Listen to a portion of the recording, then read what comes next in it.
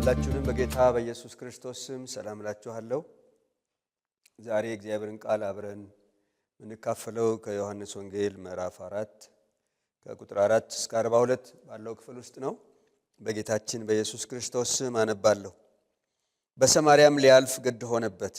ስለዚህ ያዕቆብ ለልጁ ለዮሴፍ በሰጠው ስፍራ አጠገብ ወደምትሆን ሲካር ወደምትባል የሰማርያ ከተማ መጣ። በዚያም ያዕቆብ ጉድጓድ ነበረ። ኢየሱስም መንገድ ከመሄድ ደክሞ በጉድጓዱ አጠገብ እንዲህ ተቀመጠ። ጊዜውም 6 ሰዓት ያህል ነበረ። ከሰማርያ አንዲት ሴት ውሃ ልትቀዳ መጣች።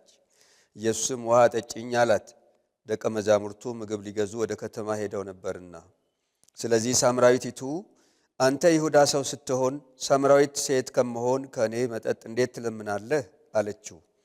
አይሁድ ከሰማርያውያን ጋር አይተባበሩም ነበርና። ኢየሱስ መልሶ የእግዚአብሔርን ስጦታና ውሃ ጠጪኝ የሚልሽ ማን መሆኑንስ ብታውቂ አንቺ ትለምኙ ነበርሽ፣ የሕይወትም ውሃ ይሰጥሽ ነበር አላት። ሴቲቱ ጌታ ሆይ መቅጃ የለህም፣ ጉድጓድም ጥልቅ ነው። እንግዲህ የሕይወት ውሃ ከወዴት ታገኛለህ? በውኑ አንተ ይህን ጉድጓድ ከሰጠን ከአባታችን ከያዕቆብ ትበልጣለህን? ራሱም ልጆቹም ከብቶቹም ከዚህ ጠጥተዋል አለችው። ኢየሱስም መልሶ ከዚህ ውሃ የሚጠጣ ሁሉ እንደገና ይጠማል። እኔ ከምሰጠው ውሃ የሚጠጣ ሁሉ ግን ለዘላለም አይጠማም። እኔ የምሰጠው ውሃ በእርሱ ውስጥ ለዘላለም ሕይወት የሚፈልቅ የውሃ ምንጭ ይሆናል እንጂ አላት። ሴቲቱ ጌታ ሆይ እንዳልጠማ ውሃም ልቀዳ ወደዚህ እንዳልመጣ ይህን ውሃ ስጠኝ አለችው። ኢየሱስም ሂጂና ባልሽን ጠርተሽ ወደዚህ ነይ አላት። ሴቲቱ መልሳ ባል የለኝም አለችው። ኢየሱስ ባል የለኝም በማለትሽ መልካም ተናገርሽ፣ 5 ባሎች ነበሩሽና አሁን ካንቺ ጋር ያለው ባልሽ አይደለም፣ በዚህ እውነት ተናገርሽ አላት። ሴቲቱ ጌታ ሆይ አንተ ነቢይ እንደሆንክ አያለሁ። አባቶቻችን በዚህ ተራራ ሰገዱ፣ እናንተም ሰው ሊሰግድበት የሚገባው ስፍራ በኢየሩሳሌም ነው ትላላችሁ አለችው። ኢየሱስም እንዲህ አላት፣ አንቺ ሴት እመኚኝ፣ በዚህ ተራራ ወይም በኢየሩሳሌም ለአብ የማትሰግዱበት ጊዜ ይመጣል። እናንተ ስለማታውቁት ትሰግዳላችሁ፣ እኛ መዳን ከአይሁድ ነውና ለምናውቀው እንሰግዳለን። ነገር ግን በእውነት የሚሰግዱ ለአብ በመንፈስና በእውነት የሚሰግዱበት ጊዜ ይመጣል፣ አሁንም ሆኗል። አብ ሊሰግዱለት እንደነዚህ ያሉትን ይሻልና። እግዚአብሔር መንፈስ ነው፣ የሚሰግዱለትም በመንፈስና በእውነት ሊሰግዱለት ያስፈልጋቸዋል። ሴቲቱ ክርስቶስ የሚባል መሲህ እንዲመጣ አውቃለሁ፣ እርሱ ሲመጣ ሁሉን ይነግረናል አለችው። ኢየሱስ የምናገርሽ እኔ እርሱ ነኝ አላት። በዚያም ጊዜ ደቀ መዛሙርቱ መጡና ከሴት ጋር በመነጋገሩ ተደነቁ። ነገር ግን ምን ትፈልጊያለሽ ወይም ስለምን ትናገራታለህ ያለ ማንም አልነበረም። ሴቲቱም እንስራዋን ትታ ወደ ከተማ ሄደች። ለሰዎችም ያደረኩትን ሁሉ የነገረኝን ሰው ኑና እዩ፣ እንጃ እርሱ ክርስቶስ ይሆንን አለች። ከከተማ ወጥተው ወደ እርሱ ይመጡ ነበር። ይህም ሲሆን ሳለ ደቀ መዛሙርቱ መምህር ሆይ ብላ ብለው ለመኑት። እርሱ ግን እናንተ የማታውቁት የምበላው መብል ለእኔ ያለኝ አላቸው። ለዚህ ደቀ መዛሙርቱ የሚበላው አንዳች ሰው አምጥቶለት ይሆንን ተባባሉ። ኢየሱስም እንዲህ አላቸው፣ የእኔስ መብል የላከኝን ፈቃድ አድርግ ዘንድ ሥራውንም እፈጽም ዘንድ ነው። እናንተ ገና 4 ወር ቀርቶአል፣ መከርም ይመጣል ትሉ የለምን? እነሆ እላችኋለሁ፣ ዓይናችሁን አንሱ፣ አዝመራውም አሁን እንደነጣ እርሻውን ተመልከቱ። የሚያጭድ ደሞዝን ይቀበላል፣ የሚዘራና የሚያጭድም አብረው ደስ እንዲላቸው ለዘላለም ሕይወት ፍሬ ይሰበስባል። አንዱ ይዘራል አንዱም ያጭዳል የሚለው ቃል በዚህ እውነት ሆኗልና። እኔም እናንተ ያልደከማችሁበትን ታጭዱ ዘንድ ሰደድኳችሁ። ሌሎች ደከሙ፣ እናንተም በድካማቸው ገባችሁ። ሴቲቱም ያደረግኩትን ሁሉ ነገረኝ ብላ ስለመሰከረችው ቃል ከዚያች ከተማ የሰማርያ ሰዎች ብዙ አመኑበት። የሰማርያ ሰዎችም ወደ እርሱ በመጡ ጊዜ በእነርሱ ዘንድ እንዲኖር ለመኑት። በዚያም 2 ቀን ያህል ኖረ። ስለ ቃሉም ከፊተኞች ይልቅ ብዙ ሰዎች አመኑ። ሴቲቱንም አሁን የምናምን ስለ ቃልሽ አይደለም፣ እኛ ራሳችን ሰምተነዋልና እርሱም በእውነት ክርስቶስ የዓለም መድኃኒት እንደሆነ እናውቃለን ይሏት ነበር። ይህ የእግዚአብሔር ቃል ነው። እግዚአብሔር እንዲናገረን ሁላችንም እንጸልይ። ቅዱስና ጻድቅ ዘላለማዊ የሆንክ ከሰው ልጆች ሁሉ ይልቅ በምክርህ ግሩም የሆንክ በዘመናት መካከል ታሪክ ሰሪ የሆንክ እግዚአብሔር፣ የታሪክ ባለቤት እግዚአብሔር አምላካችንና አባታችን ሆይ ካንተ የምንማርበት የቃልህ እውነት ለእኛ ለልጆችህ ስለተሰጠን በእውነት እናመሰግንሃለን። ስለ ሕያው ቃልህ እናመሰግንሃለን። እግዚአብሔር አምላካችንና አባታችን ሆይ ዛሬም በዚህ ቅዱስ ቃልህ እንድትናገረን፣ እንድታስተምረን፣ አቅጣጫ እንድታስይዘን እግዚአብሔር ሆይ በዚህ ምድር ላይ የመኖራችን ዓላማውን እንዲገባን እንድንረዳው የልብህን ሐሳብ የነፍስን ፈቃድ እንድትናገረን በትህትና እንለምንሃለን። እግዚአብሔር ሆይ በምንሰማው ቃልህ ማስተዋል እንዲሆንልን፣ መረዳት እንዲሆንልን፣ አንተ እንዳንበድል ደግሞ ቃልህን በልባችን እንድትሰውርልን፣ ሰሚዎች ብቻ ሳንሆን አድራጊዎች እንድንሆን በቅዱሱ መንፈስህ እንድትረዳን፣ በጸጋህ እንድትደግፈን፣ እኔንም አድማጮችንም እንድትረዳን እንለምንሃለን። ጊዜ ሁሉ ላንተ ስምና ክብር ይሁን። እንወድሃለን። በጌታችን በኢየሱስ ክርስቶስ ሕያው ስም አሜን። ለዚህ የመጽሐፍ ቅዱስ ክፍል ግድ ያለው ግድ እንዲለን ነው በሚል ርዕስ ሰጥቼዋለሁ። ግድ ያለው ግድ እንዲለን ነው። መቼም የዚህ ዓለም ገዢ የሆነው ዲያብሎስ እና የዓለም ሲስተም በዚህ ምድር ላይ ያለ ትውልድ ግድ የለሽ ሆኖ እንዲኖር ነው የሚፈልገው። ሁል ጊዜ ቀንም ሌሊትም ጠላት ዲያብሎስ የሚዋጋው ትውልድ ሁሉ ግድ የለሽ የሆነ ኑሮ እንዲኖር። በዚህ ዘመን በተለይንም የድህረ ዘመናዊነት ኑሮ ጎልቶ በሚታይበት ብዙ ሰው ግድ የለውም። ስለ እግዚአብሔር ግድ የለውም፣ ስለ ራሱ ግድ የለውም፣ ስለ ሌላውም ግድ የለውም። ስለዚህ በብዙ መንገድ ይሄ ተጽዕኖ በሁሉ አቅጣጫ አገር፣ ድንበር፣ ጎሳ፣ ቀለም ሳይለይ፣ ዕድሜ ሳይለይ ዓለማት ላይ የተዘራ ክፉ ነገር እንደሆነ አስተውላለሁ።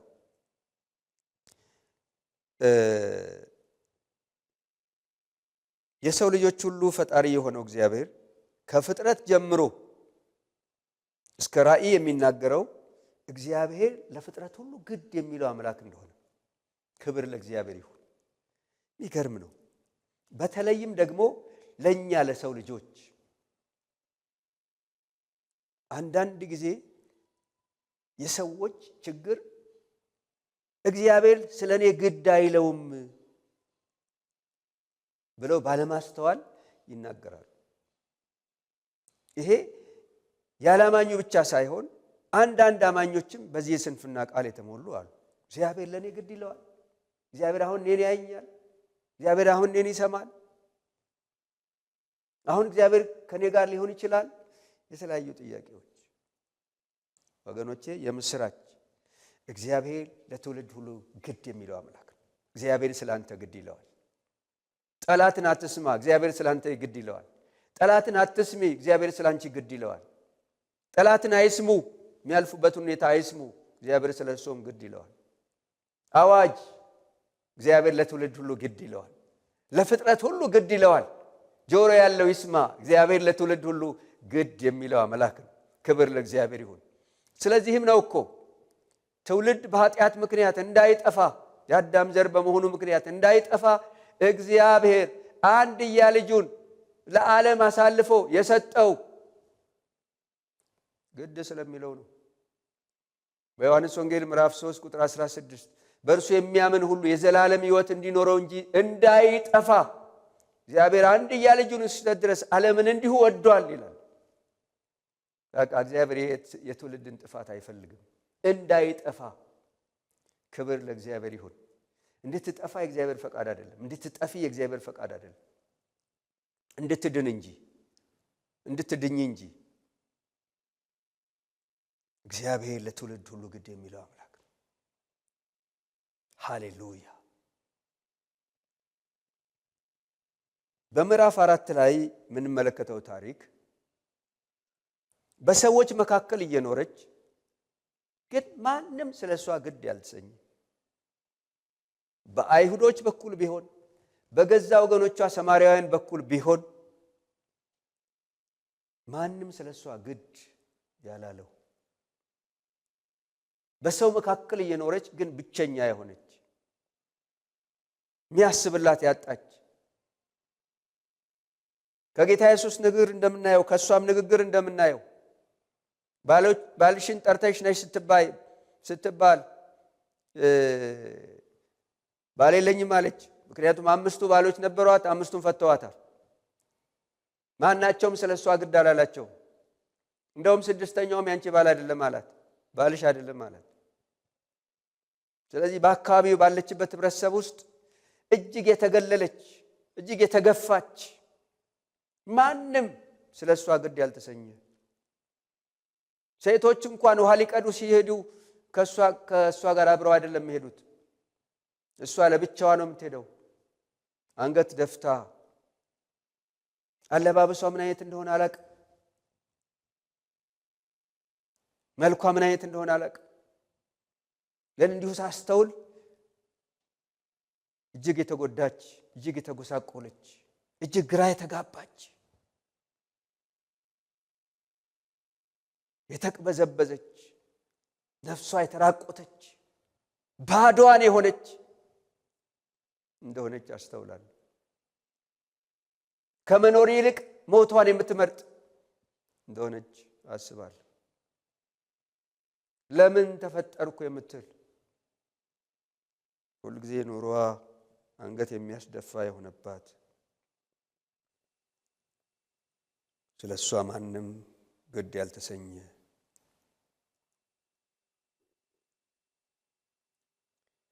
የሚገርም ነው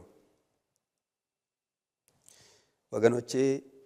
በዚህ ምድር ላይ የሰውን የጠለቀ ጉዳት የጠለቀ ችግር እያዩ ግድ የማይላቸው ስንቶች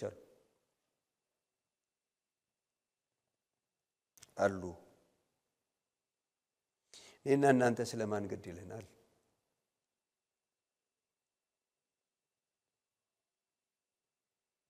አንገት ደፍተው ተስፋ ቆርጠው አንዳንዶች ራሳቸውን ያጠፋሉ። እጅግ ከመጨነቃቸው የተነሳ በሰው መካከል እያሉ ብቸኝነት የሚያጠቃቸው ጥቂቶች አይደሉም። እና ማንም ስለዚህ ሴት ግድ የሚለው አልነበረም በአካባቢው። የሚገርመው ምዕራፍ 4 ቁጥር 4 ላይ ስንመለከት ግን በሰማርያም ሊያልፍ ግድ ሆነበት ይላል። ክብር ለእግዚአብሔር ይሁን። በሰማርያም ሊያልፍ ግድ ሆነበት። አይገርምም?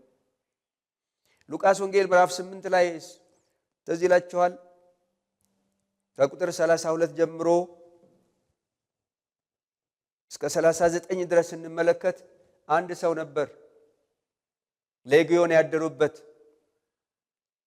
ሁሉ ጊዜ በመቃብር ስፍራ የሚኖር ምግቡ ምን እንደሆነ አላውቅም፣ ሰውነቱን በድንጋይ የሚዋጭር ቀንና ሌሊት ረፍት የሌለው ወላጆቹ እንኳን በሰንሰለት አስረውት አቅቷቸው ጋሬኑ ይነዳው ስለነበር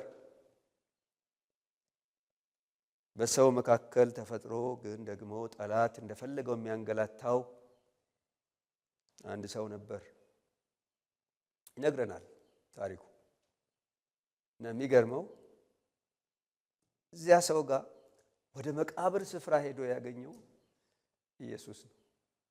ክብር ለእግዚአብሔር ይሁን። ዛሬ በብዙ የተለያየ ነገር ታስሬ ያለው መውጫ የለኝም ለምትሉ የምስራች አለኝ። ግድ የሚለው የናዝሬቱ ኢየሱስ። የናዝሬቱ ኢየሱስ ስላንተ ግድ ይለዋል። የናዝሬቱ ኢየሱስ ስላንቺ ግድ ይለዋል። ክብር ለእግዚአብሔር ይሁን። ግድ የሚለው ጌታ አለ። ከንፈር መጥቶ የማያልፍ ጌታ አለ። የውስጥን ጉዳት የሚረዳ ጌታ አለ። ክብር ለእግዚአብሔር ይሁን። ሃሌሉያ። በዚህ ክፍል ውስጥ ጌታ ኢየሱስ ስለዚህች ሴት ግድ ተሰኘ ይለናል። ግድ አለው። ግድ ያለበትን አንዳንድ ነገሮች እንዲሁ ከቁጥር 6 ላይ መረዳት እንችላለን። ቁጥር 6 ኢየሱስም መንገድ ከመሄድ ደክሞ በጉድጓዱ አጠገብ እንዲህ ተቀመጠ። ጊዜው 6 ሰዓት ያህል ነበረ። ጌታ ኢየሱስ በሰማርያ ሊያልፍ ግድ የሆነበት ረጅም መንገድ ሄዷል። አድካሚ መንገድ ሄዷል። ከመንገድ ደክሞ ይለናል እግዚአብሔር ቃል። ስለምን አይነት ሰው? ስለ አንድ ሰው ተመችቶ ስለሚኖር አይደለም። ባዶነት ስላጠቃው፣ አንገት ስለደፋው፣ ግራ ስለተጋባው፣ መሄጃ ለጠፋው፣ ተኮራምቶ ተቸግሮ ላለው ለሚያለቅሰው፣ እጅግ ለተጨነቀው ነፍስ ጌታ ኢየሱስ ግድ ብሎት ወደዛ ሲሄድ እናያለን። ክብር ለእግዚአብሔር ይሁን። እና በጠራራ ፀሐይ እዛ ሄደ። ምንም ቢደክመኝም ብሎ ስለሷ ዋጋ ሊከፍል ግን ግድ አለው እሷ ጋር ለመሄድ። እና በጉድጓዱ አጠገብ የት ቦታ እንደምትመጣ የት እንደሚያገኛት አስቀድሞ አይተዋል። ክብር ለእግዚአብሔር ይሁን። አንዳንዴ ወገኖቼ ሰዎች ስላላዩን የሰማይና የምድር ጌታ የማያየን ይመስለናል። የውስጥን የሚያውቅ ያለንበትን እንኳን የሚረዳ አንድ ወዳጅ አለ። ቦታ፣ ሁኔታ፣ መልክዓ ምድር አይወስነውም። በሁሉ ስፍራ ድንገት ከተፍ የሚል ስላንተ ግድ የሚለው ስላንቺ ግድ የሚለው ጌታ አለ። የምስራች ኢየሱስ ግድ ይለዋል። ሃሌሉያ! ግድ ይለዋል ኢየሱስ። እና ግድ አለ ወደ እሷ ለመምጣት። የሚገርም ነው። እሷ እስክትመጣ ድረስ በትዕግስት ጠበቃት። ቁጥር 9 ላይ ስንመለከት እስከ 12 ባለው ስለዚህ ሳምራዊቲቱ አንተ ይሁዳ ሰው ስትሆን ሳምራዊት ሴት ከመሆን ከኔ መጠጥ እንዴት ትለምናለህ አለችው። አይሁድ ከሳምራውያን ጋር አይተባበሩም ነበር። ይገርም ነው። ስለዚህ ጌታ ኢየሱስ እሷን ሲቀርባት እሷ አዲስ ነገር ሆነባት። አታውቅም እንደዚህ። ምክንያቱም እንኳን አይሁድ አይደለም የገዛ ወገኖቿ እንኳን እየቀረቧት አይደለም፣ ያገሏት ነበር። አይሁድ ተጨምረው ደግሞ በአይሁድ ዘንድ ከሰማርያን ጋር ምንም አይነት ህብረት ስላልነበራቸው ውሃ እንዴት ትለምናለህ ብላ ጠየቀችው። የመለሰችው መልስ ኢየሱስን ትቷት እንዲሄድ አላደረገው። ኢየሱስ ታገሳት። በሷ ተስፋ አልቆረጠም። ንግግሯ ትክክል ባይሆንም፣ መልሷ ትክክል ባይሆንም፣ ዕውቀቷ ናሳ ቢሆንም፣ ነገር ባይገባትም ኢየሱስ ግን በዚህ ሴት ተስፋ አልቆረጠም። እንቀጥላለን። ቁጥር 10 ስንመለከት እስከ 12 ኢየሱስ መልሶ የእግዚአብሔርን ስጦታና ውሃ ጠጭኝ የሚልሽ ማን መሆኑስ ብታውቂ አንቺ ትለምኚ ነበር፣ የሕይወትም ውሃ ይሰጥሽ ነበር አላት። ሴቲቱ ጌታ ሆይ መቅጃ የለህም፣ ጉድጓዱም ጥልቅ ነው። እንግዲህ የሕይወት ውሃ ከወዴት ታገኛለህ? በእውነት አንተ ይህን ጉድጓድ ከሰጠን ከአባታችን ከያዕቆብ ትበልጣለህን? ራሱም ልጆቹም ከብቶቹም ከዚህ ጠጥተዋል አለችው። ታሪክ ታውቃለች፣ ያለፈችበትን ታውቃለች። እና የሚገርመው ታሪክ ስታወራ ያዕቆብ ያንን ጉድጓድ ከሰጣቸው የበለጠ እንደሆነ ብትናገርም ከዚህ ሴት ጋር የሚነጋገረው ጌታ ኢየሱስ እሷ የምትናገረው ባይገባውም የሚገርመው ግን ይህቺ ሴት ጌታ ኢየሱስ ስለ እሷ ግድ መሰኘቱን ግን እንመለከታለን። ክብር ለእግዚአብሔር ይሁን። ይገርም ነው። ይህቺ ሴት ማንም ስለ እሷ ግድ ባይሰኝም ኢየሱስ ግን ስለ እሷ ግድ ተሰኝቷል። ሃሌሉያ! ኢየሱስ በዚህች ሴት ላይ ግድ በመሰኘቱ ምክንያት ጌታ ኢየሱስ ተጽዕኖ አሳደረባት። ቁጥር 28 እስከ 38 ብንመለከት እንስራዋን ትታ ወደ ከተማ ሄደች፣ ለሰዎችም ተናገረች ይላል። ምን አንትታ? ለዘመናት ይጠቅመኛል ያገለግለኛል ያለችው እንስራዋን ውሃ የምትቀዳበትን ትታ ወደ ከተማ ሄደች። ወደ ከተማ መሄዷ ብቻ አይደለም፣ ለሰዎችም ተናገረች።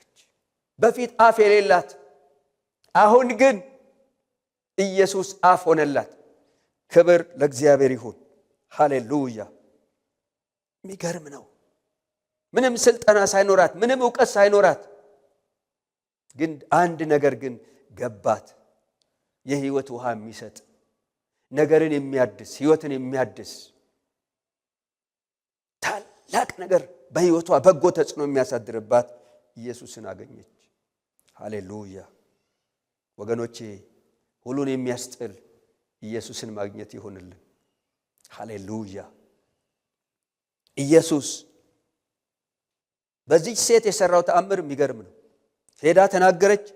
ቁጥር 38 ቁጥር 39 እስከ 42 ስንመለከት ደግሞ እንዲህ ይላል። ሴቲቱም ያደረኩትን ሁሉ ነገረኝ ብላ ስለመሰከረችው ቃል ከዚያች ከተማ የሰማርያ ሰዎች ብዙ አመኑበት። የሰማርያ ሰዎችም ወደ እርሱ በመጡ ጊዜ በእነርሱ ዘንድ እንዲኖር ለመኑት። ከዚያም 2 ቀን ኖረ። ስለ ቃሉም ከፊተኞች ይልቅ ብዙ ሰዎች አመኑ። ሴቲቱንም አሁን የምናምን ስለ ቃልሽ አይደለም፣ እኛ ራሳችን ሰምተነዋልና እርሱ በእውነት ክርስቶስ የዓለም መድኃኒት እንደሆነ እናውቃለን ይሏት ነበር ይላል። ሃሌሉያ! ኢየሱስ ስለዚች ሴት ግድ ስላለው፣ ይህች ሴት ደግሞ ስለ መንደሮቿ ሰዎች ግድ አላት።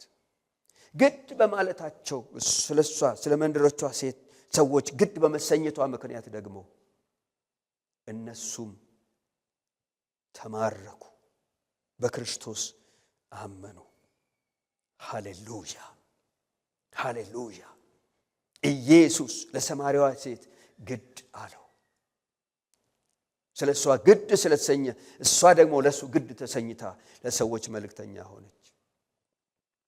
ወገኖቼ እኔና እናንተስ ጌታ ኢየሱስ ስለ እኔና ስለ እናንተ ግድ ባይለው ምን እንሆን ነበር?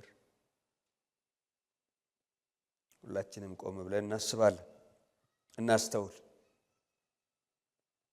ጌታ ኢየሱስ ስለ እኔ ግድ ባይለው ምን ሆን ነበር? ግን ደስታዬ በጣም ደስ የሚለኝ ኢየሱስ ስለ እኔ ግድ ብሎታል። ስለዚህ ኢየሱስ ስለ እኔ ግድ ስላለው ስለ ሌሎች ግድ ለመሰኘት ደግሞ እኖራለሁ። ወገኖቼ ክርስቶስ ስለ እኔ ግድ ብሎታል የምትል ነፍስ ካለች ስለ ሌላው ግድ እንዲልሽ ነው። ኢየሱስ ስለ እኔ ግድ ያለው ስለ ሌሎች ግድ እንዲለኝ ነው። ኢየሱስ ስለ አንተ ግድ ያለው ስለ ሌሎች ግድ እንዲልህ፣ ብርሃንና ጨው እንድትሆን። እህቴ ሆይ ኢየሱስ ስለ አንቺ ግድ ያለው ከአመድ ከትቢያ ያነሳሽ ታሪክሽን የለወጠው ባንቺ ስለ ሌሎች ግድ እንዲለውን። ኢየሱስ ስለ እኔ ግድ ይለዋል። ኢየሱስ ስለ አንቺ ግድ ይለዋል። ኢየሱስ ስለ ሌሎች ግድ እንዲለን ይፈልጋል። ዛሬም ስንቶቻችን እንድንሆን ጥያቄ ልጠይቅ። ስለማን ግድ ይልሃል? ስለምን ግድ ይልሃል? ወዳጄ ሆይ እህቴ ሆይ ስለማን ግድ ይልሻል? ስለምን ግድ ይልሻል? ግድ እንድንሰኝ ይፈልጋል። ለትውልድ ግድ እንድንሰኝ ድነናል። ኢየሱስ ስለኛ ግድ ያለው ስለ ሌሎች ግድ እንዲለን ነው። በምስራቅ፣ በምዕራብ፣ በሰሜን፣ በደቡብ ያሉ የተጨነቁ፣ ግራ የተጋቡ፣ በድቅድቅ ጨለማ የሚመላለሱ፣ በጠላት እስራት፣ በዓለም እስራት ውስጥ ያሉ ማን ነፃ ያወጣቸዋል? ኢየሱስ ግድ የተሰኘባቸው እኔና እናንተ ለትውልድ ግድ ሊለን ይገባል። የወደቁ እንዲነሱ፣ የሳቱ እንዲመለሱ፣ የተሰበሩ እንዲጠገኑ፣ ያዘኑ እንዲጽናኑ፣ በጨለማ የተቀመጡ ወደሚደነቀው ብርሃን እንዲመጡ ኢየሱስ ለሰው ሁሉ ግድ እንዲለን ይፈልጋል። የሰማነውን ቃል እግዚአብሔር ይባርክልን። እንጸልይ። አምላካችንና አባታችን ሆይ እናመሰግንሃለን። ክብር ሁሉ ለታላቁ ስም ይሁን። ጌታ ሆይ አንተ ስለዚህች ሰማርያዊት ሴት ግድ ብሎ እግዚአብሔር አንተ ስለሷ ግድ ስላለ እሷም ስለ ሌሎች ግድ ብሏት ብዙዎችን ነፍሳት እንደማረከች እኛም ጌታ ሆይ እያንዳንዳችን አንተ ስለኛ ግድ ብለሃልና ስለ ሌሎች ግድ እንዲለን ትውልድን ለክርስቶስ እንድንማርክ በእውነት ታማኝ መልእክተኞች እንድታደርገን፣ ታማኝ የክርስቶስ አምባሳደሮች እንድታደርገን በትህትና እንለምንሃለን። የሰማነውን ቃል ባርክልን። ስለሰማህን ሁሌም ስለምሰማን እንሰግድልሃለን፣ እናመሰግንሃለን። በጌታችን በኢየሱስ ክርስቶስ ዘላለማዊ ስም አሜን። እግዚአብሔር ይባርካል።